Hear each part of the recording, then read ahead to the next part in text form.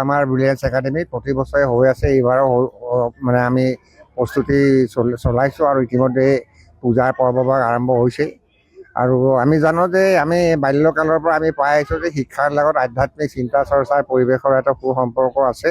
আৰু এই সম্পৰ্কটো ৰক্ষা কৰি চলাৰ কাৰণটোৱে হৈছে যে ছাত্ৰ ছাত্ৰীসকল যাতে নৈতিক শিক্ষাৰ দ্বাৰা যাতে অনুপ্ৰাণিত হয়, আধ্যাত্মিক চেতনাৰ দ্বাৰা যাতে তেওঁলোকে শিক্ষাৰ প্ৰতি আগ্ৰহী হৈ নিজকে মানুহ হিচাপে গঢ় দিয়াৰ প্ৰচেষ্টা যাতে তেওঁলোকে এটা সুবিধা যাতে লাভ কৰে, তাৰ প্ৰতি লক্ষ্য ৰাখি এই পূজাভাগ আকৰ্ষণীয় কৰি মানে উদযাপন কৰাৰ এটা প্ৰচেষ্টা চলে। এইটো মহিলাৰ উৎসৱ বুলি ক'লেও ভুল নহ'ব, কাৰণ আমাৰ যিসকল মহিলা বা ছোৱালী তেওঁলোকে বহুত দিনৰ পৰা একচুৱেলি ইয়াৰ প্ৰস্তুতি চলাই থাকে।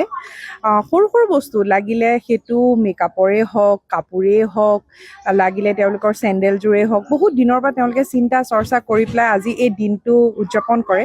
আৰু মই দেখিছোঁ আমাৰ স্কুলৰো কলেজৰো ল'ৰা ছোৱালীবোৰ, যিবোৰ ছোৱালী বিশেষকৈ আহিছে, খুব ধুনীয়া সুন্দৰকৈ ওলাই আহিছে। ময়ো আজি ভালকৈ ওলাই আহিবলৈ চেষ্টা কৰিছোঁ। একচুৱেলি এতিয়া অকণমান আমাৰ কাৰণে অসুবিধাও হয়, নিজৰ ছোৱালীকো ওলাব লাগে, নিজেও ওলাব লাগে, কিন্তু তথাপিও যত্ন কৰিছোঁ যাতে আগৰ যিবোৰ মেমৰিজ আছিলে, যিবোৰ আমি যেনেধৰণে উদযাপন কৰিছোঁ তেনেকুৱা চেষ্টা কৰোঁ। আৰু আই সৰস্বতীৰ ওচৰত প্ৰাৰ্থনা কৰিছোঁ যাতে সকলোৰে ভাল হওক, সকলোৰে শিক্ষা আৰু মানে সুবুদ্ধিত সকলো আগবাঢ়ি যাওক, আৰু আমাৰ কলেজখনে এটা ভাল ৰিজাল্ট কৰক, সকলোৰে ভাল হওক, সেইটো আশা কৰিছোঁ। আৰু জুবিন দা বিহীন এইটো প্ৰথম সৰস্বতী পূজা।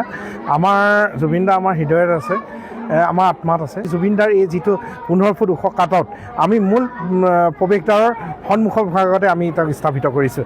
আৰু ইয়াৰ পৰা আমি এটাই মেছেজ দিব বিচাৰিছোঁ যে জুবিন দা অমৰ হওক আৰু জুবিন দা সদায় আমাৰ মাজত জীয়াই থাকক। সমগ্ৰ দেশৰ লগতে আজি ব্ৰিলিয়েন্স একাডেমি কেম্পাছতো বাগদত্তা দেৱী শ্ৰী শ্ৰী সৰস্বতী মাতৃৰ পূজাভাগ আজি অনুষ্ঠিত হৈছে। পূজাভাগ অনুষ্ঠিত হওঁতে প্ৰথম ৰাতিপুৱা যিটো আমাৰ পুৰোহিতে আহি মন্ত্ৰোচ্চাৰণৰ দ্বাৰা বা যিবোৰ আমাৰ বৈদিক ৰীতি নীতিয়ে এই যিখন পূজা সম্পূৰ্ণ হৈ আছে